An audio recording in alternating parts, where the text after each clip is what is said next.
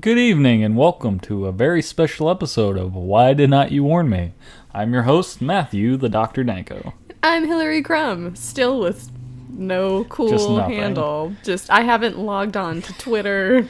Were you ever going to? I should. Every so often I think, man, Devin, my best friend, really wanted me to get on Twitter. Someday. I mean, it's just another thing you can, kill time with. I don't know. It's great. You should advertise for Twitter. Something, you could kill time with. Twitter. Alright, so what is this special episode all about? This is a special Valentine's Day episode of Why Did Not You Warn Me? And we're going to talk about our relationship. Because we're gross, and we love each other. And self-centered. Well, it's our podcast. Right. We can afford to be self-centered. I'd love to be like, people have asked. The people want to know. The people want to know what we display affectionately online and in person, no matter where we are or who we're with. Right. Nobody really cares about our relationship except us. But you know what? This is our fucking podcast. Exactly. It doesn't matter what they want. It's about us. It's about what we want. Yes. More specifically, what I want. Yes. Because I run this show. Because you're the woman and you get what you want. Right. Is that what you want people to think? So I met Matt's extended family, and it was weird, awkward circumstances that we don't need to get into. Just, assume the worst. And then add 10 horrible points. That's about right. Right. But I was there, and we'd been there for a little while, and his uncle was like, I can just tell that you're, meaning me, in control of that relationship. And I was like, we're equals. And he's like, but you're in charge. And I was like, really? It's both of us. But look, if you want to take responsibility and be in charge of our relationship, go for it. The thing is, I don't. I can barely take control of myself, let Right. alone another person. It's sort of like, I don't know, there's behind every man, there's a good woman or some shit like that. Right. That's the gender norm stereotype of what a couple is. So it's like me feeding you and doing your laundry and encouraging you to, I don't know, get dress that promotion yourself. at work. Right. I don't know. And then I'm fixing things and working on the car and we hate each other. I hate you, yeah. Right.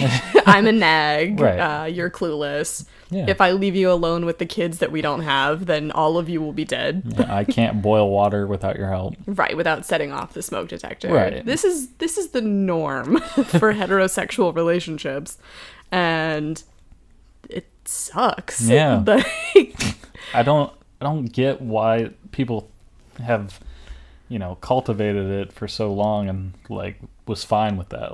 It seems like a generation just settled on that's what relationships are.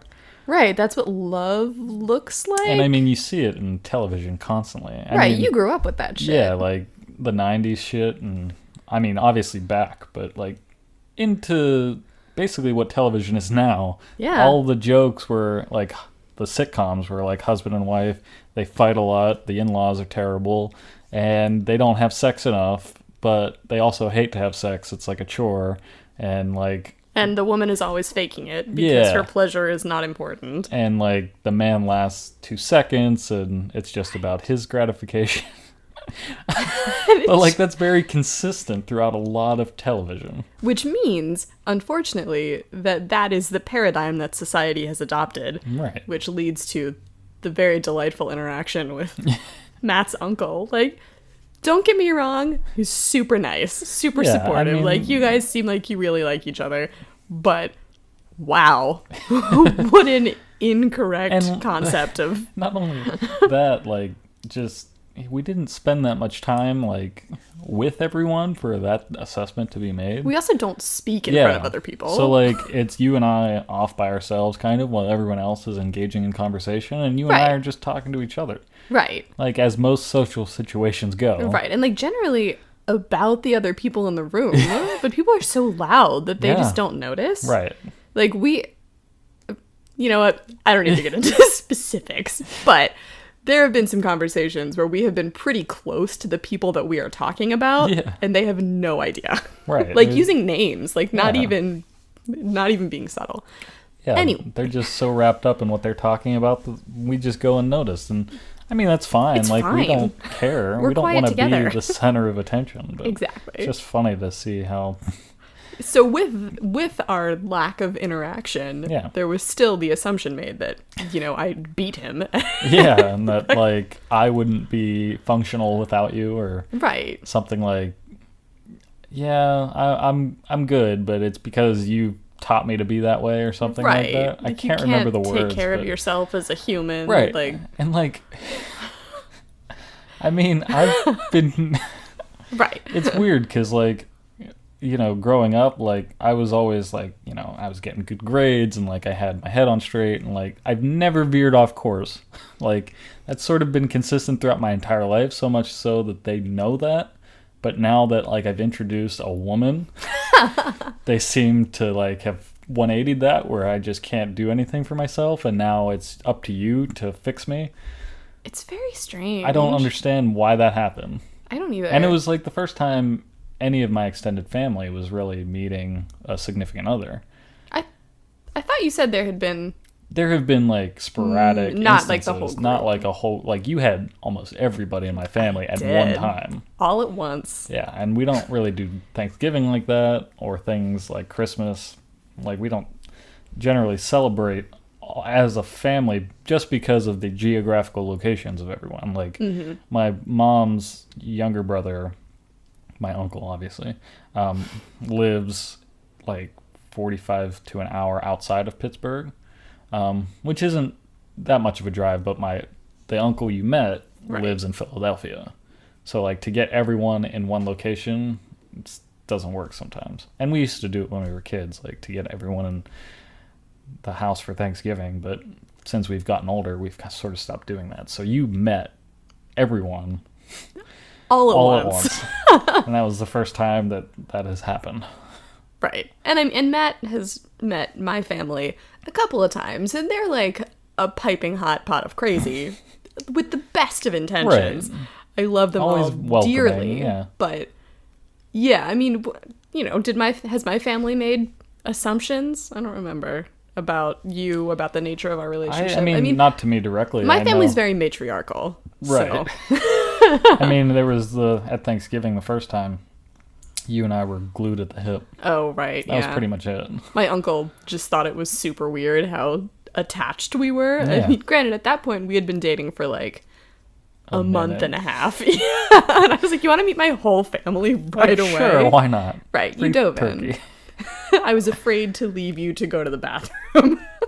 Understandable. Yeah. So, yeah, I mean, my grandmother runs my family, so, we revere to the woman. Right. That was a grammatical nightmare, and I apologize. It's fine. But anyway, our relationship. Yeah.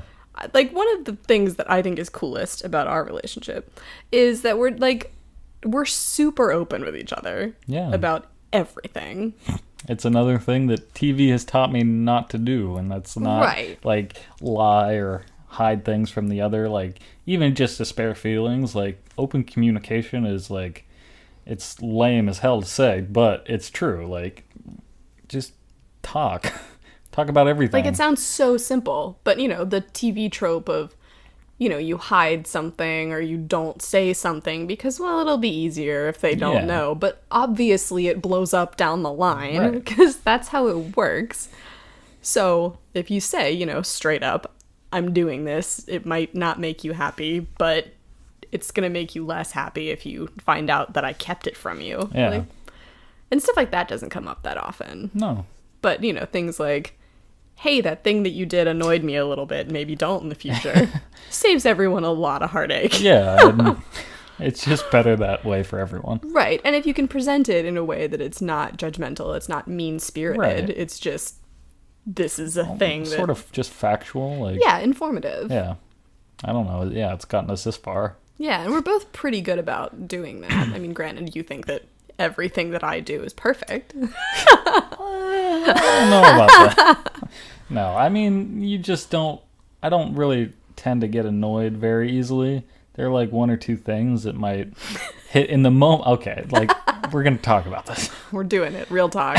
So, anytime we're driving someplace, I tend to I like to drive. It's just, I don't know. I was growing up. I didn't have my driver's license in high school. I got it pretty much into college. So like since then, I've tried to drive as much as possible, and I just sort of fell into liking it. So when I'm driving, I kind of like to be in control, but I love when we're driving together because you're the passenger and I get to talk to you about anything. We get to listen to Harry Pogwarts, listen to podcasts, whatever, music. And we've done a lot of driving together in the last year and a half-ish. Yeah.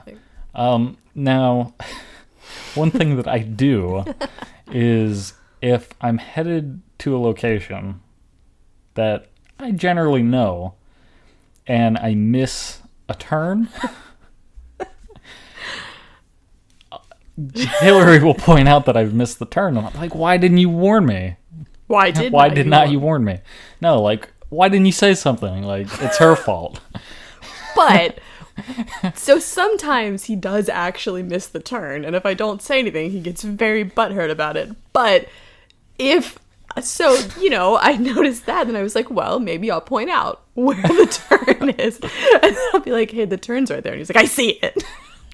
Okay, the tone is different when you say it. Because, see, in my head, when I'm like, yeah, I know, or something like that, I know. It's jokey to me. It might not present that way to you, okay? But when I don't know that I'm supposed to turn, and I've missed it, and I'm like, well, why didn't you tell me to turn?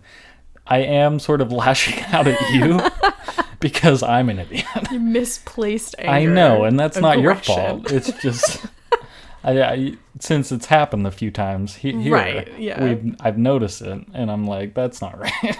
And like, it's such a catch-22 because sometimes you do start to actually get annoyed, and I'm like, what do you want me to do? Yeah, I know. You get ticked if I say something or if I don't. But before, it's not actual anger. Like, right. I want to just, disclaimer that we don't fight about this. No, it's just something now that I've noticed I'm trying to work on, but there's the fine line between joking and being annoyed with everything, You. not just for me, you too. Well, but one of the things, well, you know what? It's not mine to say. Say it. Okay. I trust you. One of the issues that I've been very conscious of is that you've told me that in your previous relationships, romantic and platonic, you generally put other people's needs first. Oh yeah, that's and true. You just you bury things that actually bother you. So one of the things, I've been very conscious of, being careful to not discount your feelings and to make sure, that we're not burying something that's going to blow up on us later. And I appreciate that because that's definitely helpful. But I don't tend to do that with you. Even that particular instance, it's not like I haven't been conscious of it until you brought it to my attention. And at the time when we were discussing it, I didn't know how to say it. Okay. But I Tell said me. it. No, I've already said it. You already said it. Okay. Yeah, like if I'm yelling at you, You're lashing not yelling. out. I'm Yeah. just You're not a yeller. Right. I don't like to yell. I like to exclaim Made about you things. uncomfortable to think about yelling. Right, it did. But no, I try with you. It's just very easy to talk about anything that's on my mind or that's bugging me, and if I can't do it in the moment, I do eventually end up doing it. I sometimes just need time to process or think about how to say it because words are not my strong suit. And I like that about you. I've always liked, even back when we were, I hate the phrase just friends. Even back before we started dating, when we were friends, you talked to me a lot more than you talked to other people. Yeah, and I've always found that very cool. That, you were just always easy to talk to, just in general. And, we had pretty similar personalities, and we clicked pretty close, right away. Just in the way we think and, the way we see the world, kind of. So it just made it easier. I don't think we've talked about how our relationship began. I don't think we need to get into... Specific? Right. I did that in a post for our 1-year anniversary, kind of. That's right. But, Not detailed. No. So... Yeah. Yes. So, Why not? This is our this is the podcast. Valentine's podcast. Yeah. We're doing this. So, Okay, so we're doing this. ties into the beginning. Right. 2015, November. I'd been at Busch Gardens for Halloween already. Yeah. And then the Christmas people came in November, and Matt shows up. Yeah. First theater job. I had just moved to New York City and then found out that I wouldn't be able to stay in New York City by myself. So I had to figure out something and ended up getting a job at Busch Gardens. And I'm just gonna say Go for it. Yeah. No, it's part of our story. Right. Yeah. Exactly. So Matt and his girlfriend at the time both got hired on the same show that I was working on. Yeah. She was in the cast, and we were both techs. Matt was stage left, I was stage right.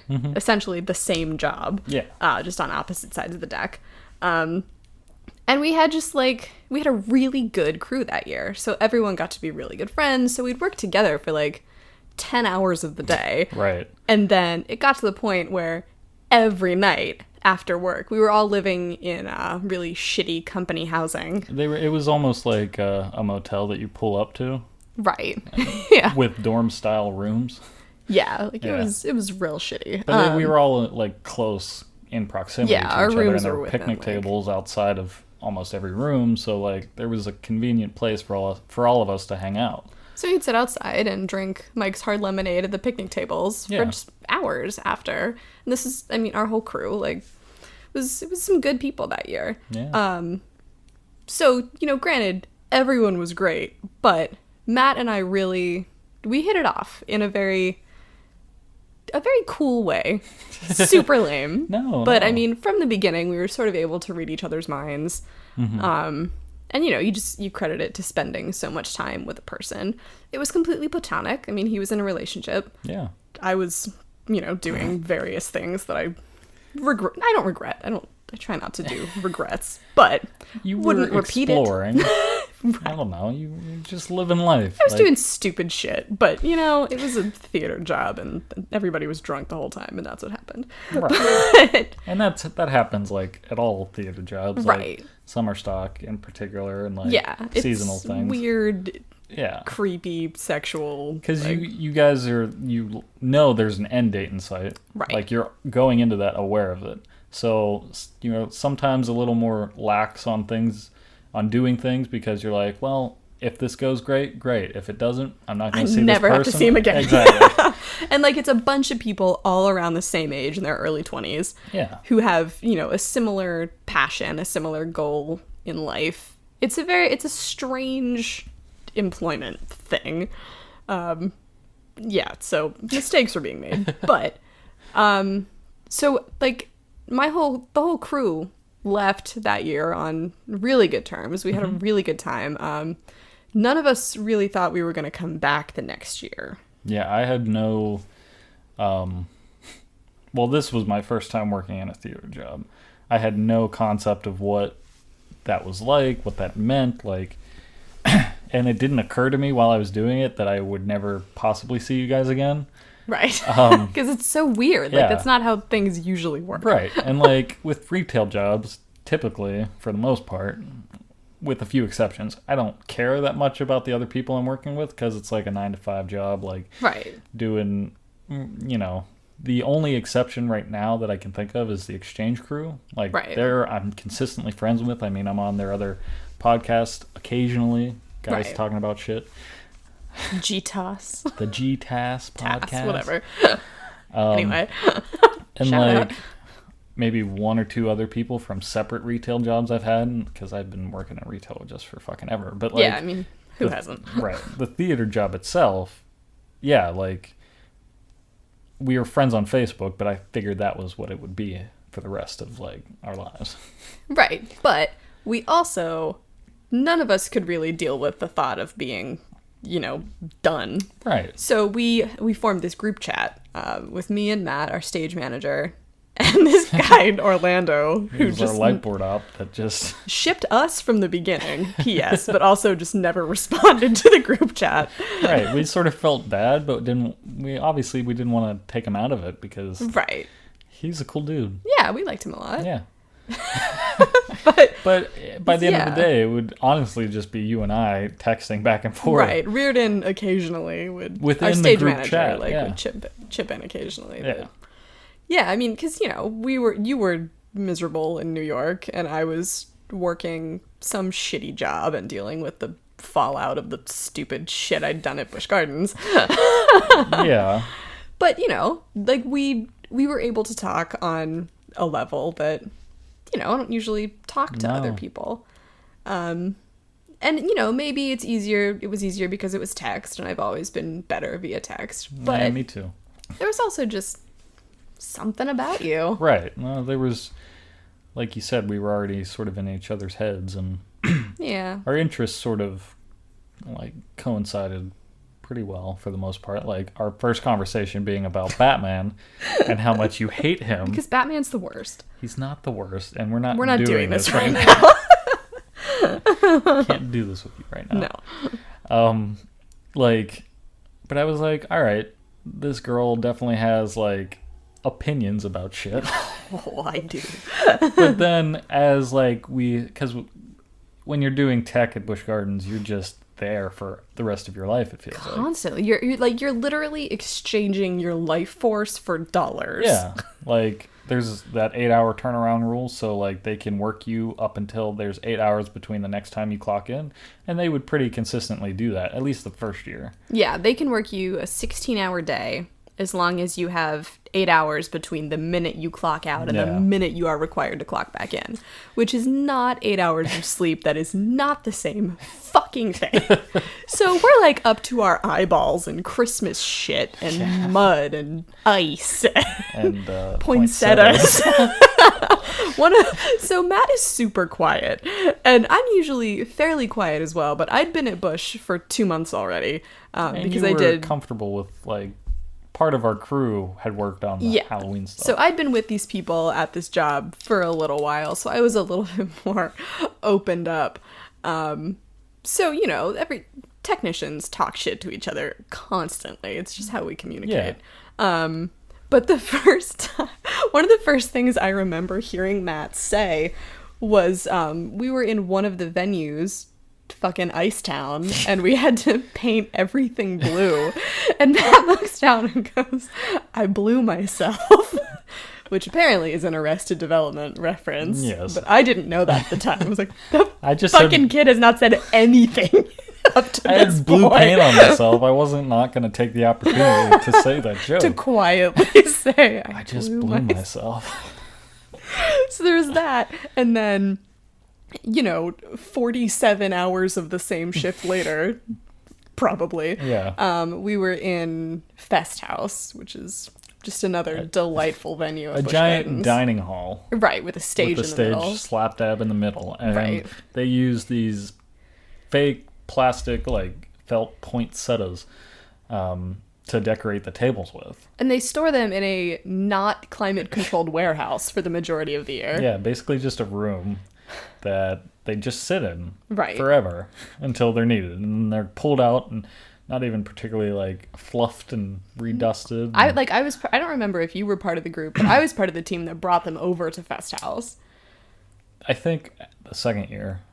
Okay. Because we would just load them in the van and You just have to grab as armfuls of many as you can poinsettias. and pack them But into so the we car. got them all over to Fest House, and then they decided that they were going to get rid of the ugly ones. Yeah, So which is like 80% of them. right, so like some judgment calls were made. But we were told, I think it was like our last thing of the night was we had to get the shitty poinsettias and throw them in the dumpster. Yeah. So, I'm grabbing like 4 to 6, as many as I can like wedge into my fairly small arm span. And then Matt fucking like body slams like 24 of them. Look, That was the last thing we were doing that the day. kid has not spoken beyond I blew myself. I was dead. We all were. I just wanted to get that shit done. That was the night you came up with the dank bank is Yeah, depleted. we were walking back to the car, and I think I was rambling about something, or like Right. we were all joking, and nothing was like. Nothing made sense. One of those like slap happy, Yeah. like what are we even talking about conversations. And I mean, I'm not saying I'm hilarious, but I do think Yeah. I can be funny. You're an asshole. Happy Valentine's Day.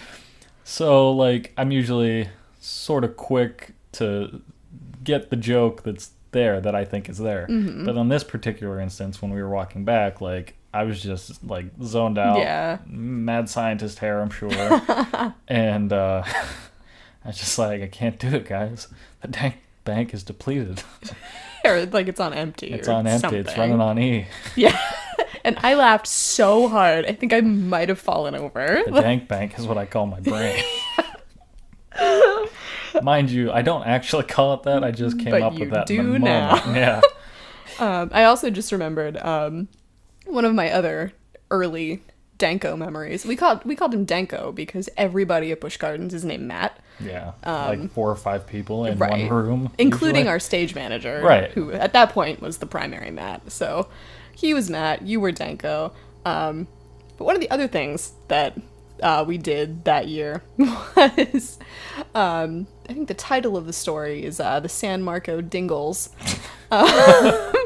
We had, so on stages, there's this like material that you put down called Marley. Yeah, it's like a vinyl. I don't it's know the it's origin specifically of it. for dancing, so that it doesn't like fuck up your feet. And also, San Marco is an outdoor venue, so Yeah. it just makes the stage a little grippier.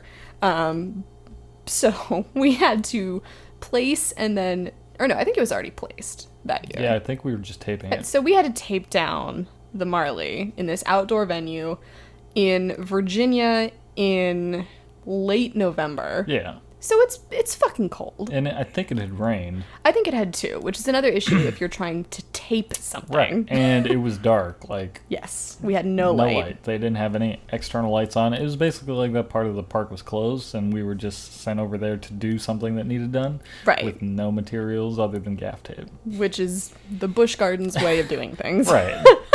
So we get over there, and it's me and Matt, and I think like 2 other people on our crew. Brendan and Kevin. Kevin Yeah. disappeared at some point, I think. He does that, or did that. I don't Yeah. know what he does now. So we're loopy, because that's just how you spend install. It's fully dark out. Pitch dark. Yeah, cold, wet, and we're trying to tape down this fucking Marley, and at some point we realize that the Marley is covered in slugs, and we are taping down the slugs. Yeah. And more than once we caught like their little horns, which we then started referring to as their dingles. Right. Tape the fucking dingles. It was too much. It was. I don't remember what it was that you had or what you were doing, but we gave you had the a nickname. headlamp. That's right. We gave you the nickname Multi-Purpose Matt that Yeah. night. MPM. Yep. Did not stick. No, it didn't. Danko was definitely Yeah. the way to go. Yeah. Yeah. Yeah. So I mean that's basically the first It's a year lot of bonding, in a yeah. nutshell. Yeah, I mean it's hard bonding real fast. And you know, ours just went like a step beyond that, and I didn't even really realize it until later, you know, when I went back and started trying to think about it. Yeah. So there's the year. Train. There's a train. So we leave Busch Gardens. We have our group chat. There's like the year in the middle. Not quite a year. It's It's couple from months. like, well, that time it was like a few, maybe the weekend of January. yeah, January to September. Yeah. Yeah. We keep up our group chat. I see our stage manager, but Matt and I don't see each other. I almost came to that. You did. was- I assistant directed a really terrible production of Grease Yes. at a local high school, and I texted our stage manager and Matt the whole time because I was just screamingly frustrated. And they were both so intrigued that they wanted to come see it. I definitely did. And you almost did. You Yeah. were super close to making that work, but Yeah. Yeah, sort I of mean, a you were last in New minute thing. York. Yeah. It's a little more difficult to, get a bus down here for a reasonable price, and also to get away from work. Right. Yeah, But- so that came and went. Yeah. I had like, I had a friend die over the summer. And I don't think you even knew, but there was one night I was out in Utah, for the summer. It was my first time out there, and I had this personal tragedy.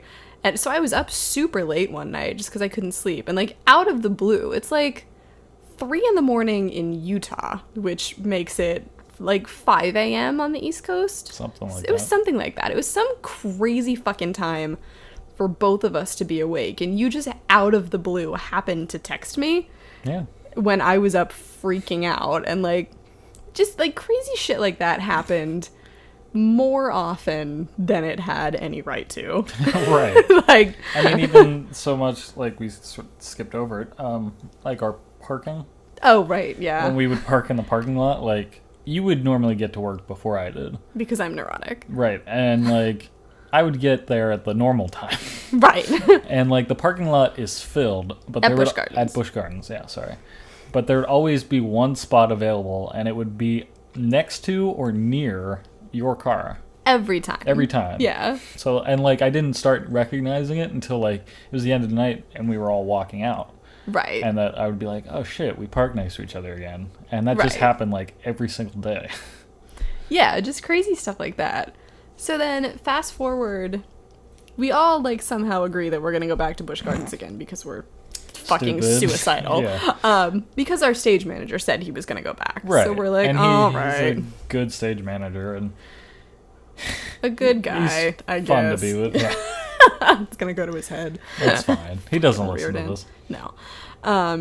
So I'm in Utah, and my contract in Utah ended later than Bush wanted me to get there for Halloween, but I was like, fuck you, I'm Right. not, skipping out on strike And for an it's actual Monster theater Stomp, company. yeah. Right. Monster Stomp, a show that I had already done, a show that I already knew. And they told me, Bush told me that they weren't going to let me be tech captain for Halloween because I was going to get there so late. And then they were like, actually. It's like, yeah, that's what I fucking thought. So I had mentioned when I got the Utah gig that I was probably going to need somebody in Virginia to pick me up at the airport.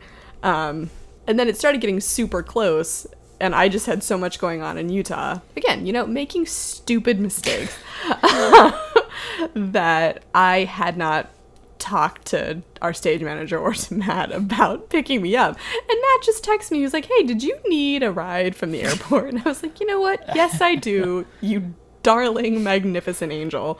And just for the record, there was no ulterior motive on my part. Right. Matt I is just- still in a relationship yeah. at this point. Like, we were just really good friends. I just remembered you saying you would probably need a ride, and it was getting closer to the time where you would need a ride. So I was like, Right. maybe I should check in to see if she still needs that ride. Because that's the kind of person that you are. I try to be. You are.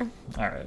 So, I fly into Virginia, all kinds of emotional about ending the gig in Utah, about dealing with the fallout of stupid decisions I made in Utah is the theme for my life. Danko picks me up at the airport, and it's so good to see him. It's it's been close to a year. It's good to reconnect. I basically, because Bush is real weird, they want you to start working immediately, but then they don't ever process your paperwork in time for you to do that. Right. So we were both sitting in our rooms for like a week because I needed, I think, my drug test to process, and Yeah. you needed your background check No, or something. I took a drug test, but something happened with the results, so I had to take another one or something. Like, it was Right. a ridiculous process that I didn't need to Corporate go through. nonsense. Yeah, no, I did my drug test, and then I had to come back, and they made me do, like, the cheek swab thing Yeah. at the, like, HR process, Right. which meant it would still be a few days before I could start work. Right. They have since done away with the pre-employment drug Yeah. screening because, like, everybody except the two of us failed. Right. Like, Anyway. they had to rehire people. They had to and shit. rehire our Scrooge, like our goddamn lead. Anyway, so I'm like holed up in my room, even though we're not working. I know that Matt's not working, Yeah. but I just couldn't deal with human interaction. But Matt would text me occasionally because, like, I didn't have my car and we were, the only ones not working. So we, like, went to Goodwill once or something. Yeah. Hung out a little bit. Random shit because we had nothing to do. Right. You did take me to the train station in Williamsburg so that I could go home and get my car. I swear I wasn't just using him for his car. Not at that point. We hadn't really talked a whole lot about what was going on with either of us at that point. And then we finally were able to start work. This is another one of those, like, crazy random happenstance moments. The parking lot, the employee parking lot at Busch tends to get, like, gridlocked at the end of the night with people trying to leave. Because their employee parking lot, like, sort of bleeds into the customer parking lot. Right. So when the customers are leaving, that lane gets backed up for the employees, which then gets backed up, and you're just stuck. Right. So Matt had told me when we were walking out of the park that his car was super low on gas. So if... it was dangerously close to dying. So if the parking lot was gridlocked, he might be kind of fucked. So we went our separate ways. And, so the parking lot was awful. And we'd been sitting there for a few minutes, and I texted him, and I was like, hey, we're both going to the same place. If your car's going to die, why don't you just come with me? A minute or two later, I see him walking towards my car, and I was like, oh, he got my text. And then he, opens the door and is like, hey, so can I just go with you because my car's gonna die? And I was like, yeah, totally. And then you looked at your phone and you were like, oh. You texted me. Convenient. Cool. So we're sitting in the gridlocked Busch Gardens parking lot. Not moving. Like, my car didn't even make it out of the parking spot I was in. Right. It was awful. Yeah. And then sweet Matthew's floodgates opened. Yeah. And he needed to vent about his life situation at the moment. And there we were. Yeah. We had time. We did. We weren't going anywhere. So he shared a lot of things that were just weighing on him, clearly. We finally made it out of the parking lot and back to company housing, where I parked outside, or I stopped the car outside the building where he lived, and he wasn't done talking, clearly. So I just turned the car off. Because, when your friend needs to unload, he needs to unload. So I think we sat out there for 30 minutes just airing. Yeah, I had a lot on my mind. Not all of it was relationship related. I mean, it was the whole mixed bag of relationship and my financial situation with my jobs and what do I want to do with my life and things like that. And I just really needed to vent to someone, and you had always been good and there for me, even through text. I know we didn't really talk on the phone, but I just felt like I could do that with you, and it just happened to work out that I needed a ride, then we got stuck. And then you had no more secrets inside your body. Exactly. And well, except it never one. stopped. That came later. It did come later. So, so I heard about all of the things that were bothering him, including the fact that I'm just gonna do it. That his relationship was not doing well. Yeah. And I can't emphasize enough that our relationship, it's not one of those things where either one of us was pining for the other the whole time. No. We were really just friends. It made me sad to hear that his relationship was not doing well, and also with what was going on with you at the time, although you consider them bad decisions and whatnot, you were still pretty down on a lot of those things. And I got pretty emotionally involved in a situation that I should not have been involved in any way in Utah. And so we were both just in places where we really needed someone to talk to. Fast forward a couple of days. This is opening weekend for Halloween, and everyone at Busch Gardens on Sunday nights goes to Paul's, which is this dive bar in Williamsburg. we were in Paul's for about 45 minutes. Long Which enough. is generally how long we're like, probably in 45 minutes we'll be done. Right, and we went together. Yeah. Because, we got off work at the same time, and, that's just... Convenience, like... Yeah, and we knew that we both had a similar tolerance for people. Right. Because you get the actors in there that are all drunk. Loud. And, like, they're loud before they drink, and Right. then they get louder, and then they bring it back. They can get there before the technicians can. Yeah. So they start getting Exactly. drunk before. Yeah, so we left, and we sat at a picnic table outside my room. Well, the thing was, so we didn't want to stop drinking and hanging out. Right. So we went to the 7-Eleven, and they're like, yeah, we can't serve alcohol after a certain... After midnight. Yeah. And it was like 12:30. Right. And I was like, this is really random, but I have a bottle of whiskey. Like nice whiskey. Like Crown Royal whiskey that I got from my grandmother. And I'm like, do you want to just try this? I hate whiskey, but like this is all I have. So I had 2 coffee mugs. Yeah. And we took turns, like, sipping whiskey. Like genuinely sipping And whiskey. just We weren't flinching pounding horribly. shots of whiskey. Or We, anything like that.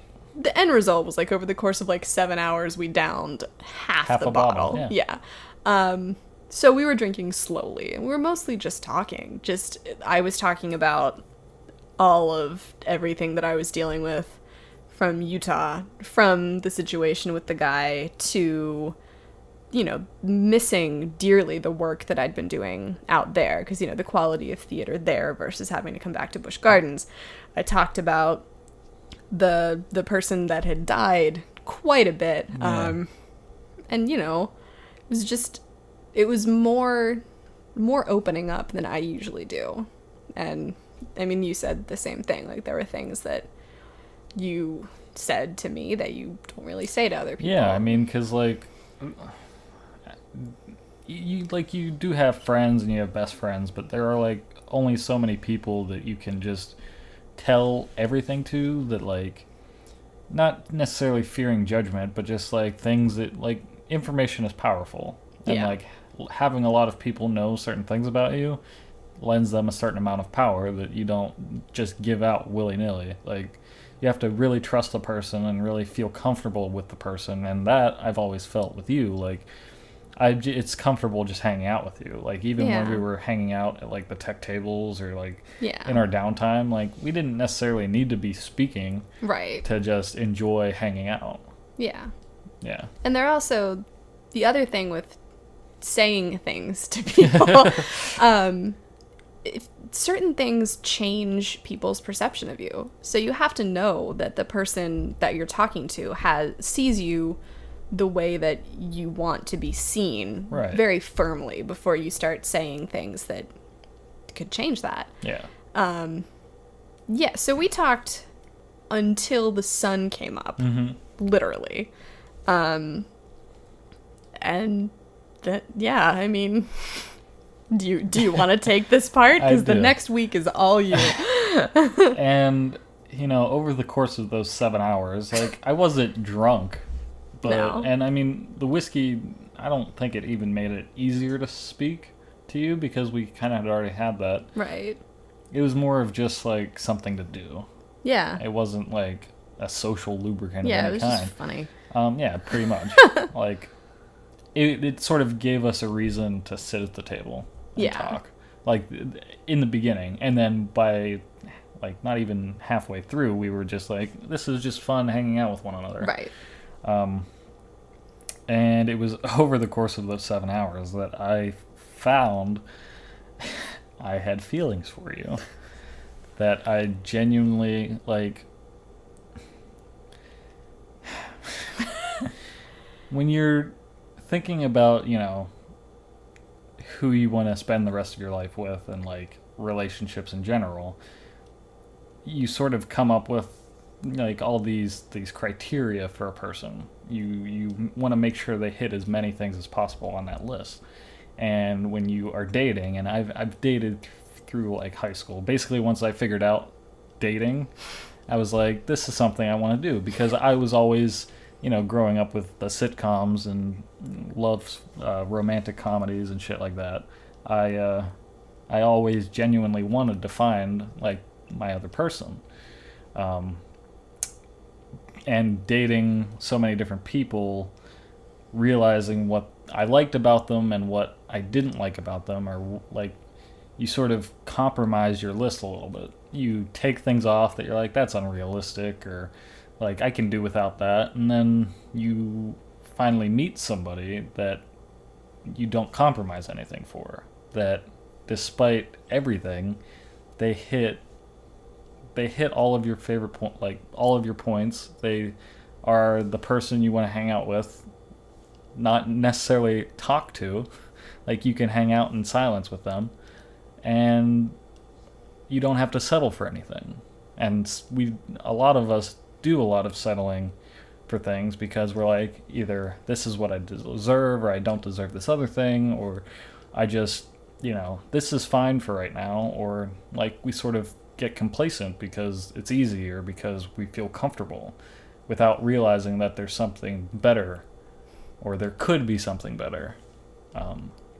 It was that night that I realized that you were that person. You hit all the points that some I didn't even know I had because of how connected we were, how similar we were, and the kind of person you are. I'm blushing. So the actual beginning was messy for a couple of reasons, and we don't need to get into that because it's not important, but one relationship was ending while I was working through my feelings for you. Right. And yeah, it wasn't great. Right, because we were all working in proximity with one another, and there were a lot of moving parts. Right. So it is messy, but I don't regret how, the end result. It could have gone a little smoother. Right. But, I mean, the bottom line is you told me how you felt, and you were patient with me while I, tried to figure out if that was what I was thinking. Because the other thing, too, is, I fell in love with you, but I knew that didn't necessarily mean you loved or even liked me. I knew we were friends, and that was fine. But I wasn't going to force you to love me back or, expect you to down the line. Right. He had time to think about the decision. And, I mean, because he's, an understanding and kind person, he gave me that time as well.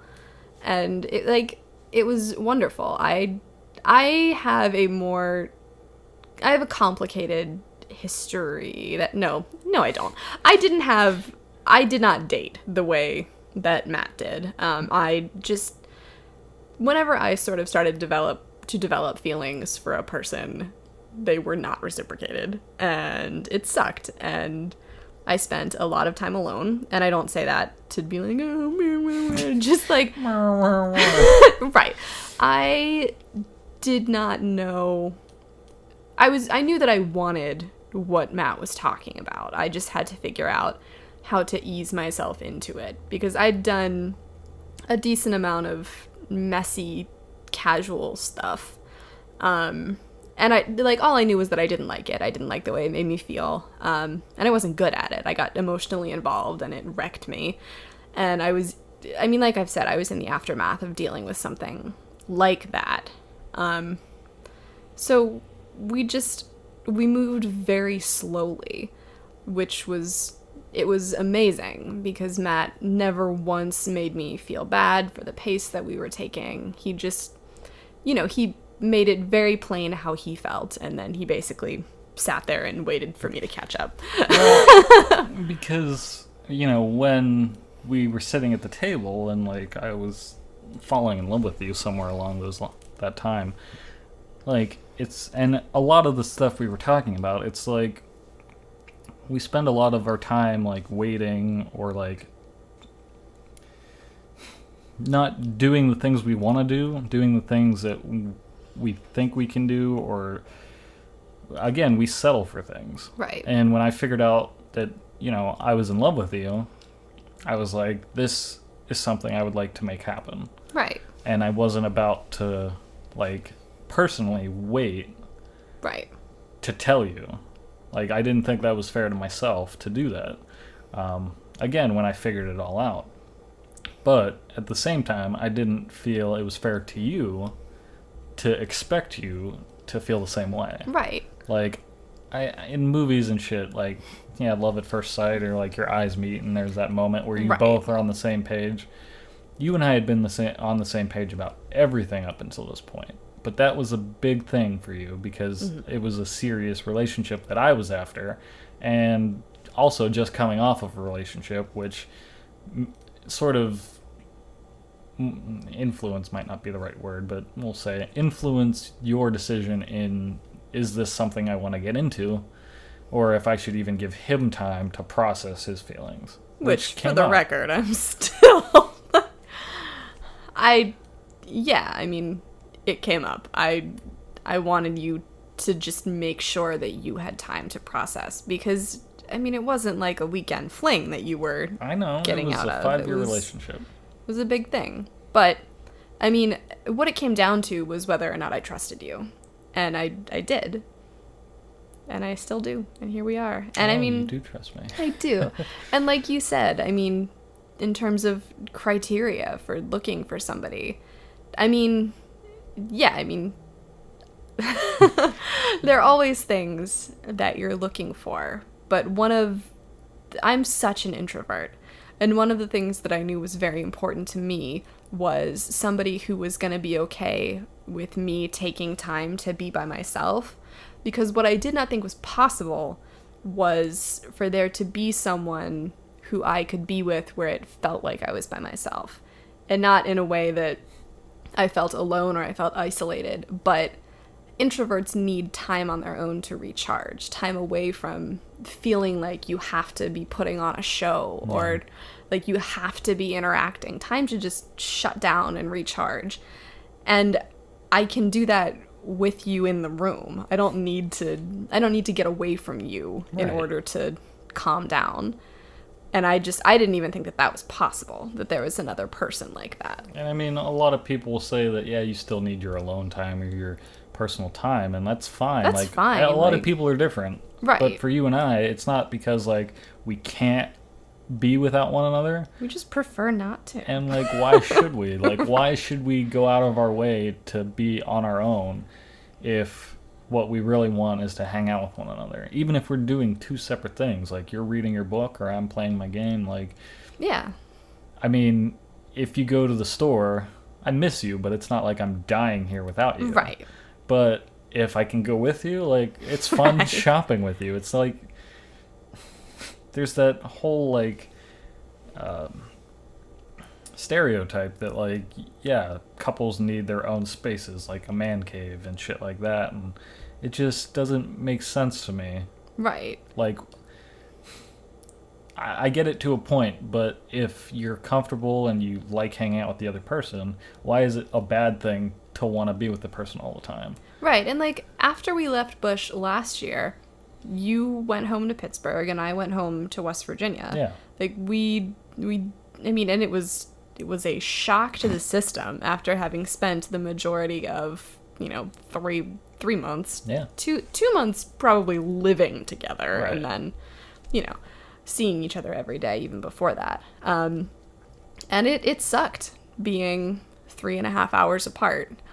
But, we functioned. I went out and got a job. I saw friends. Like, it just, but then, you moved to West Virginia. Like, Because that's just, I happened to get a job there. right. I was applying, because after the Busch contract ended, I was applying for a job in Pittsburgh, and just for the hell of it, in West Virginia, Right. to see if something could work. And I got a job in West Virginia, so I got to move in with you and continue doing what we were doing. Yeah, and we've had a lot of different experiences living together. Like we said, without getting into too much detail, the beginning of the relationship was messy in terms of outside influences. Right. And we lived through that. We made it through Busch Gardens. We made it through not living together for a month and a half. And then, we both had minimum wage jobs that we hated. We drove across the country to Utah. We worked out in Utah for a couple months. We drove back. We worked at Busch again. It was awful. We've been unemployed together for the past month-ish. So a lot of different, life circumstances. Environments, yeah.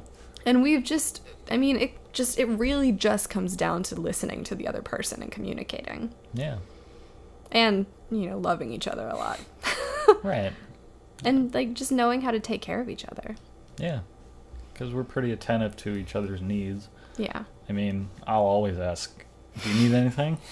Can I get you anything? Yes. All the time. I know.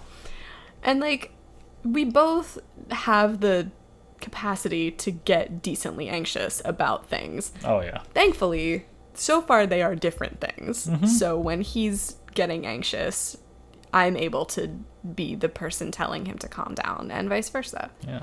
I don't respond too well to being told to calm down, but we get there eventually. We do. And we've taken turns getting sick, and yeah. I've had this thing with my hip going on, and I don't deal with people trying to take care of me, but and one of the first things I had was strep throat. Immediately. We'd been dating for 12 seconds. Mm-hmm. And then, I felt so bad for you. You were so miserable. I was swallowing It glass. was awful. And, he missed work one day, and I missed him so much. I was so sad. And I stopped at the grocery store on the way home, and I got him, popsicles. You got me and Teenage Mutant Ninja Turtle popsicles and, soup and, my beverages. That's right. I didn't Some get of you them. Arizona tea, No, though. I didn't know it's yet. okay. I think you got Gatorade. I did. Yeah. I think so. Oh, and then I got you a Twix bar, and I put it in the Mhm. freezer, which you were very happy about. Yeah, just knowing those things it's pretty cool. Yeah, so listen, communicate, know your partner, like your partner. Yeah. If you don't like them, stop. Right. And we're not saying we're the authority on relationships. We just know what works for our relationship. Right. And the things that people tend to think that work for relationships is if the woman is angry, give her some space. Well, that can work if she's a woman that likes space. If she doesn't like space and likes to have you there with her, don't ditch her because you Right. think that's what is expected of you. Basically, don't stick to cultural norms. Right. Fucking know who you're dating. Yeah, that's what I'm getting at here. Right. Is every person is different. There's no Right. blanket statement for what relationships are or what they should be. Right. Yeah. We just happen to be good at our relationship. Yeah, we're amazing at it. And Not when to you, brag. we're fucking pretty good. We're fucking pretty good. Yeah. Yeah, we've done some difficult shit together, and Yeah. we've done some really fun things together, and I'm just, status report. I'm super happy with Yeah, me where we too. are right now. We glad to say I hear love you constantly. Yeah, gross amount. Gross amounts. People are always grossed out by how much we like each Yeah, other. but they don't want it to stop. Right, exactly. People They're- ship us. They always message on our shit that's gross. Or gross but adorable. Exactly. Like- And it's the butt adorable that I cling to. Stop Your it. butt's adorable. No, it's just, it's all about who you're with. Yeah. Knowing them and... And it's also all about Black Panther because Yes. Really, that's what we're doing right now. We're making space for Black Panther because we didn't want to do a lovey I knew that I wanted to do a podcast about our relationship, but I also knew that the way our day is structured tomorrow, Matt prefers to podcast in the evening. Yeah. So by the time we sat down to podcast, we would have already seen Black Panther. Mm-hmm. So we would not really want to talk about that. So we would have been like, "Fuck you! I want to talk about love is nice. Let's talk about superheroes. Right. Let's talk about Black excellence." Exactly. So. So anyway, we're in love. It's great. Black Panther. No, forget that. Black Panther is in theaters tomorrow. Reserve your tickets. Yes. Yeah. I don't think we need to reserve them here. Probably not. Yeah. I can't imagine it's going to be too popular in a town where I see an equal number of Confederate flags and American flags. No, but that just means Williamsburg. we're going to have to see the movie a lot. Several times. I'm on the cusp of getting a job. So. Yeah, right. I feel like I'll have one by tomorrow. Yeah. Yeah, Yeah. that's possible. All right. Have we said everything we need to say? I think so. I think so too. Yeah, this was a solid episode of love. I love you, Matt. I love you, Hillary. Aww. Yeah, we're cute. Love you, Mom, if you're listening. I love you, Mom, as well. I guess we're shouting out to our moms. My mom for sure doesn't listen. No, but- and she's not going to listen to this long into the podcast. No, she listened to 10 minutes of the first one and gave up. Right. My mom might make it there if she listens to it, like, on her way home from work, but Maybe. I don't think her drive's an hour long unless she's stuck in traffic. Gotcha. But either way, for anyone who's listening, we love you. We love you so much. Thanks for listening. Thanks for being there. Sure. Fine. She doesn't want to thank you. All right, for are we being done? there. Bye. Wow. Go see Black Panther everywhere. For in real. theaters. See it 5 times. Make sure your ticket stub says Black Panther. Yes. I said it before, but I have to say it again. Don't let them fuck us out of this one. Us? I don't Look, know. we're not the target audience for No. Black Panther, nor should we be. No, we shouldn't be. Like, we're going in as Marvel fans that want to see some culturally significant.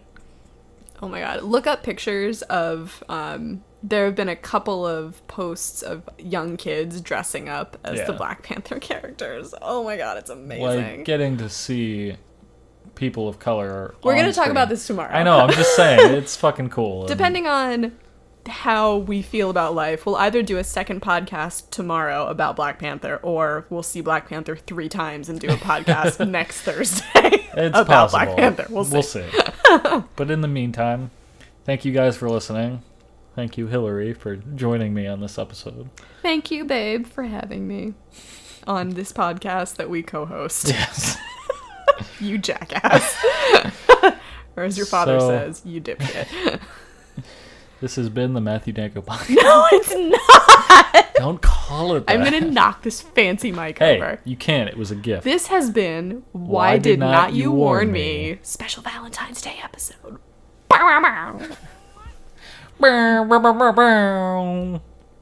I'm your host, Matthew, the Dr. Danko. I'm Hillary Crumb. Bye.